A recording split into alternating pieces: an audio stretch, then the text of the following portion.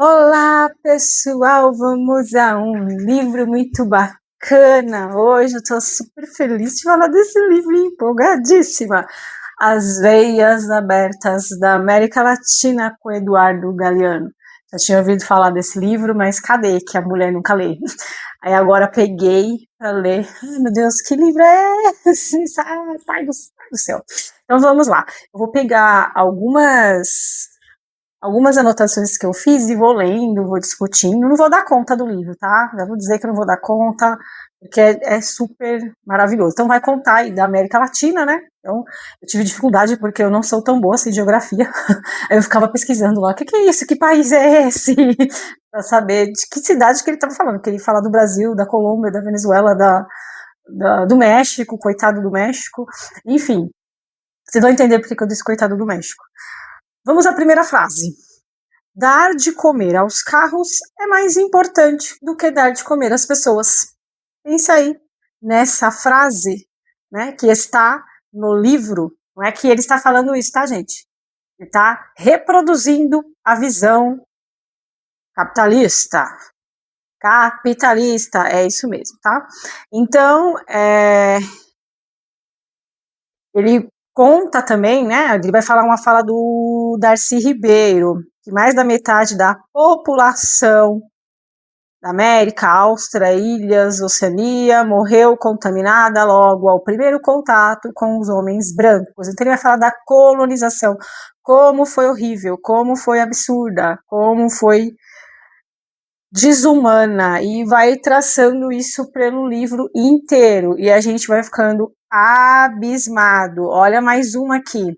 Foram tantos índios mortos que se fez um rio de sangue que deu para ver de um lugar que eu exatamente não sei onde é agora, porque eu esqueci, Olintepec. Se alguém sabe onde é, comenta aí, porque eu não lembro mais. Mas fica na América Latina, é o que importa na vida. Então, é horrível isso aqui. Eu fui para uma praia em Ilhéus, porque minha família é de Ilhéus, e eu amo Ilhéus. Ilhéus tá aqui! Ilhéus, aqui é um pedacinho, vocês estão vendo só um pedacinho do quadro, mas é Ilhéus tá aqui. Eu fui para a praia do Cururupi e eu fui estudar um pouquinho sobre o que eu gosto de estudar.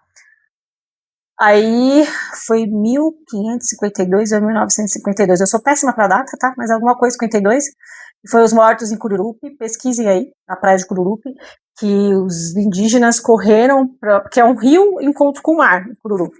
E aí eles morreram afogados, mais de 7 quilômetros de extensão de pessoas mortas, né, depois que o mar foi devolvendo, de indígenas mortos, correndo dos portugueses que estavam ali tomando a terra, enfim, a perseguição aos indígenas, uma coisa horrorosa lá em Cururupi. Eu estou falando disso porque aqui ele não está falando de Cururupi, ele está falando de Olintepec, certo? Mas eu me lembrei de Cururupi quando eu li esse trecho. Aí ele vai contando assim, e o Eduardo Galeano, ele é frenético, cara, ele tá falando uma coisa, daqui a pouco ele tá falando outra, daqui a pouco ele tá falando outra, aí você fica muito louco, porque você não sabe o que ele tá falando, tá? Mas é nesse ritmo. E aí ele vai mostrando, né, enfim, a fala e vai trazendo. Eu achei assim o máximo, porque ele traz a fala de Maria Carolina de Jesus, né? Que morreu no meio do lixo dos urubus. Já ninguém se lembrava dela como a mulher que escrevera A fome é a dinamite do corpo humano. Então ele traz a fala de Carolina. Vocês conhecem a história dela, foi catadora. Eu li esse livro, eu chorei muito quando eu li Carolina. Eu fiz uma aula sobre ele lá no Centro de Mídias. Aí foi um chororô na aula, porque eu não conseguia falar. Foi sensacional, assim, falar sobre essa mulher tão forte. Ele traz ela aqui, um pouquinho de Carolina, vai trazendo sobre vários e vários pesquisadores, poetas, enfim, é um livraço. E uma fala que ele traz e que agora eu não estou conseguindo achar aqui, mas ele vai falar sobre o México, né? Coitado do México, pobre México, tão longe de Deus e tão perto dos Estados Unidos. É isso. Eu não me lembro exatamente quem disse essa frase, mas assim, são muitas e muitas informações que eu não consigo trazer para vocês. Por exemplo, os índios das Américas somavam não menos do que 70 milhões, ou talvez mais. Quando os conquistadores estrangeiros apareceram no horizonte, um século e meio depois, estavam reduzidos tão só a 3.500 milhões. De 70 para 3, certo? Fica aí com essa informação. Os indígenas foram metralhados de helicóptero, avião, ele vai trazendo, mas não é coisa que ele está inventando, não, tá? Ele traz com pesquisa, vai trazendo com pesquisa. E aí vai trazendo toda essa história, a fome, epidemias, né? O Nordeste, que era a zona mais rica do Brasil, hoje é a mais pobre, porque foi explorada, né? E ele conta da exploração, de tudo que você possa imaginar, cana-de-açúcar, algodão, vai contando toda a história do que foram. Nós somos, por isso que o nome do livro é As Veias Abertas da América Latina, porque nos sugaram, né? Uma coisa que eu preciso pesquisar, eu acho que eu pesquisei já, mas eu esqueci também, o custo de vida em Recife é o mais alto do Brasil, pesquisem aí para eu ter certeza, mas ele está falando aqui, né, eu achei bem interessante só falar porque eu preciso saber, eu lembro que eu pesquisei, mas eu esqueci. O povo que compra manda, olha essa, de um pensador ridículo aí que ele deve ter colocado, mas não lembro quem é. O povo que compra manda, deixa eu ver se eu vejo quem foi a pessoa que falou isso. Peraí. Marte. Eu não sei quem é esse Marte, não, tá? Mas foi dos fatores com sua dependência. Acho que foi em Cuba que ele comentou isso anteriormente, já nos Estados Unidos. Acho que é Estados Unidos. O povo que compra, manda. O povo que vende, serve. É preciso equilibrar o comércio para assegurar a liberdade. O povo quer morrer, vende para um só povo, e o que quer salvar-se vende para mais de um. Aí o povo que quer morrer vende para um só povo. Li parecendo a minha cara, mas o povo que quer morrer vende para um só povo. O que quer salvar-se vende para mais de um. Certo? Então é isso. Quem compra, manda. Quem vende, serve. E sabe quem é o que compra, manda? Eu preciso falar? Estados Unidos da América? E o que vem de serve, eu preciso falar que é a América Latina? Eu preciso falar? Não, tá falado. Eu preciso falar? Não, não preciso, né? E aí quando eu vejo babaú de Estados Unidos, eu fico brava, viu? Então, é isso, Brasil. O que muda a consciência.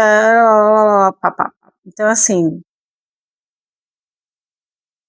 olha só que legal esse aqui. Deixa eu ver. Ele tá trazendo. Acho que Cuba, né?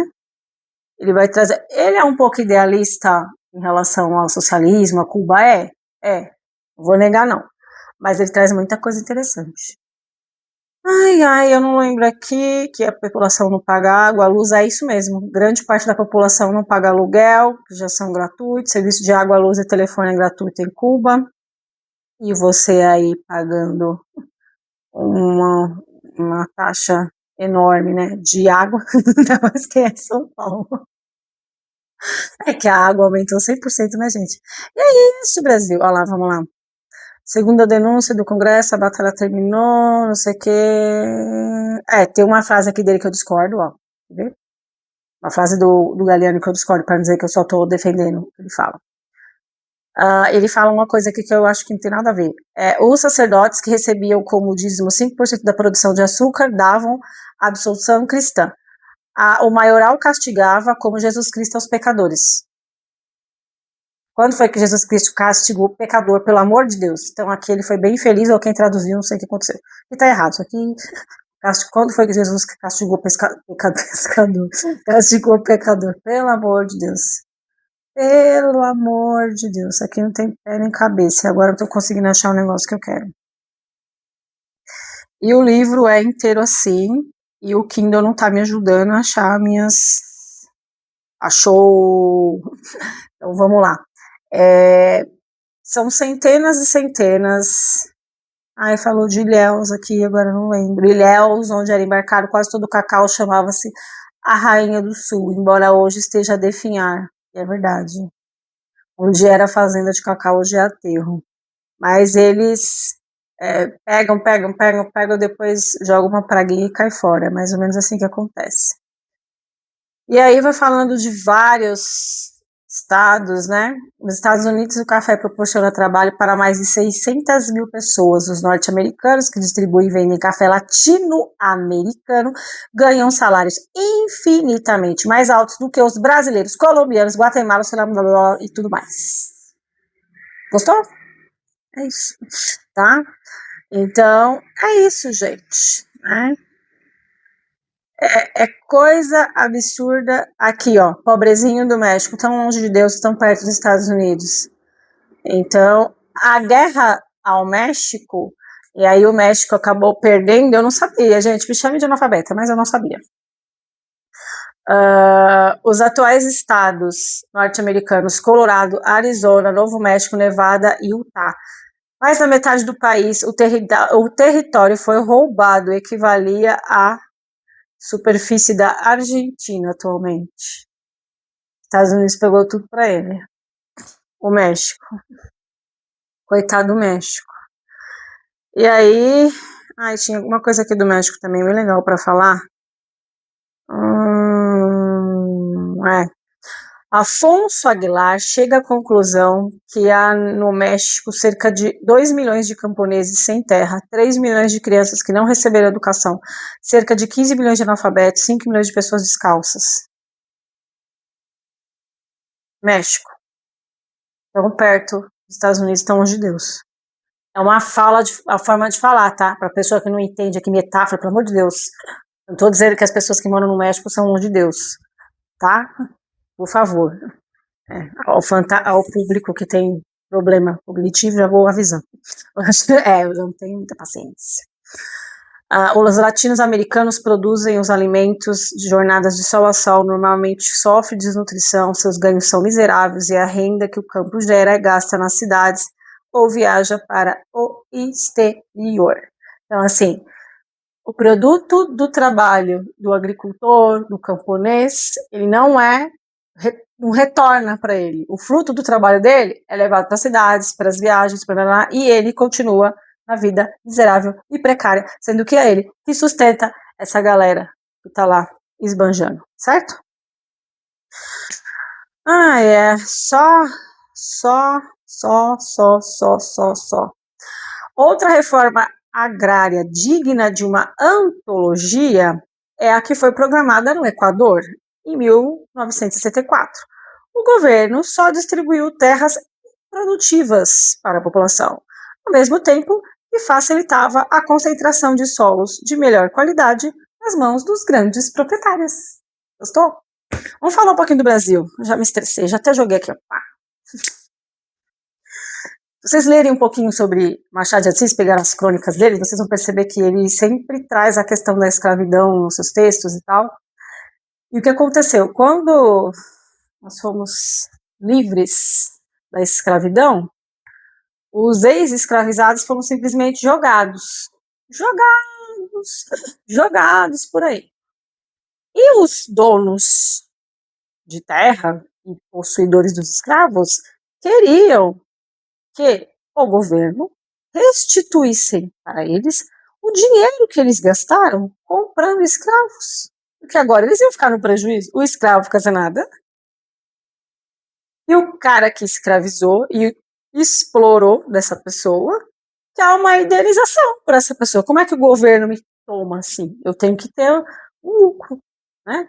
E aí tinha movimento para isso, que Rui Barbosa foi lá e tacou-se fogo nos documentos das compras dos escravizados e com isso não foi ressarcido o dinheiro deles, mas o plano era esse. Então, quando você vê uma reforma agrária, que é para distribuição de terra, onde você pega as terras que não prestam, dá para os pobres, e a concentração de solos de melhor qualidade estão nas mãos dos grandes proprietários,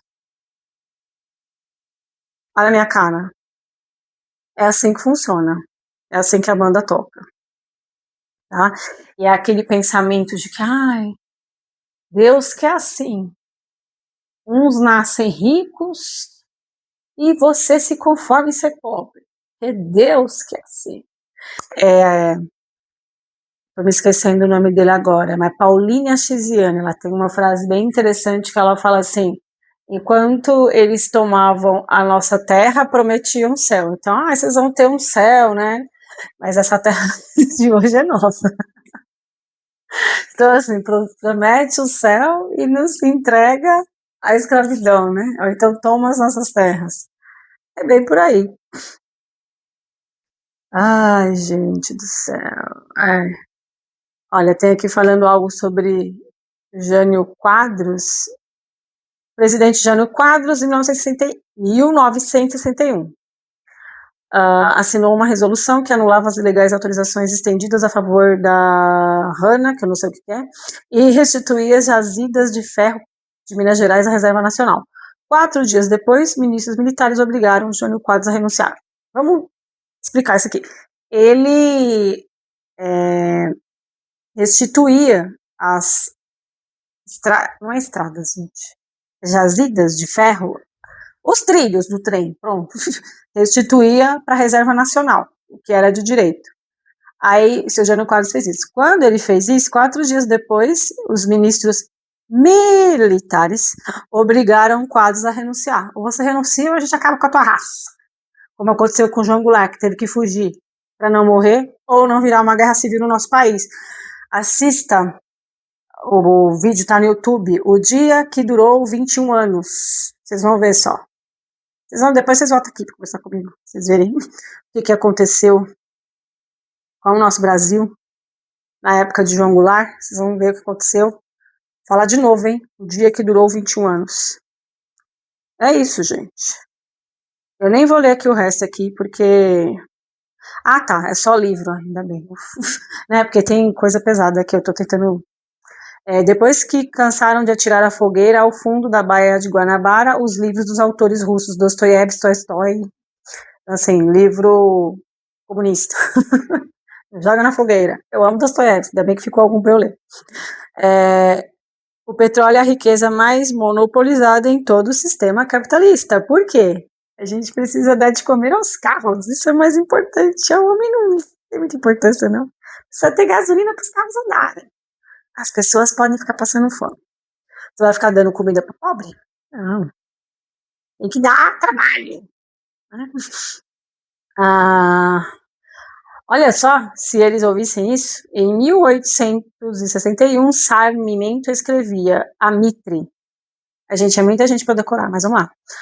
Não economize sangue dos gaúchos. A única coisa que eles têm de humano é o sangue, então eles nem são humanos. Você vai falar minha não, é do cara que eu acabei de falar aqui, hein? O presidente Mitre, argentino, já descobri quem é o Mitre. Procurando quem é. É muita informação. É muita informação. É muita informação. Tá? Eu tô aqui tentando ver se tem mais alguma coisa que eu possa puxar para falar para essa galera. Acumula-se a população marginal, arrojada às cidades pela miséria. O país do Haiti é o mais pobre do hemisfério ocidental. Ali há mais lava os pés do que engraxates. Crianças que, em troca de uma moeda, lavam os pés dos clientes descalços. Não tem sapatos para mandar engraxar. O haitiano vive, em média, um pouco mais de 30 anos. Gente, eu vou fechar isso aqui, eu não consigo mais ler. É isso. Eles não tem nada. País mais pobre. E assim vai. Ele tenta fazer um panorama do que fizeram com a América Latina. Não é o que é, mas o que fizeram. Como exploraram nossos recursos. O Brasil tem uma faminha de achar que é especial. Porque nós falamos português, né? E a coroa portuguesa, ela habitou aqui no Brasil. Então, o Brasil ficou achando que era o tal, que, nossa, a coroa portuguesa está aqui, a gente tá dominando Portugal. Não foi bem isso que aconteceu, tá? Então, a gente é tão latino quanto todos os outros. Não há diferença alguma, apesar de falarmos língua portuguesa e acharem que latino é só quem fala espanhol, mas o nosso Nordeste foi explorado, o Sul foi explorado, São Paulo explorado, todo mundo foi explorado do mesmo jeito. E é essa questão, né? Então, fica aí um livro para você conhecer um pouquinho quando começou essa prisão do Maduro, esse rolo todo aí dos Estados Unidos, né? Enfim, eu fui ler um pouquinho antes de sair falando abobrinha. Aí você pegar esse livro aqui do Eduardo Galeano é um estudo, só que assim, nem tudo que ele fala aqui no livro está assim atualmente, porque o livro é um livro sobre uma época específica, que ele escreveu em uma época específica. Então, algumas coisas foram atualizadas e tal, não é bem o que está falando aqui. Mas é para vocês terem uma ideia, né? É isso. Olha isso, os navios negreiros já não cruzam o oceano. Agora, os traficantes de escravos operam no Ministério do Trabalho. É isso, Brasil. É isso, América Latina. Foi um livraço para começar o ano, me deixou bem bugada, porque é muita coisa. Mas eu gostei demais dessa leitura e super indico As Veias Abertas da América Latina. Eduardo Galeano foi no meu Kindle, então não tenho capinha para mostrar para vocês. Mas vale muito a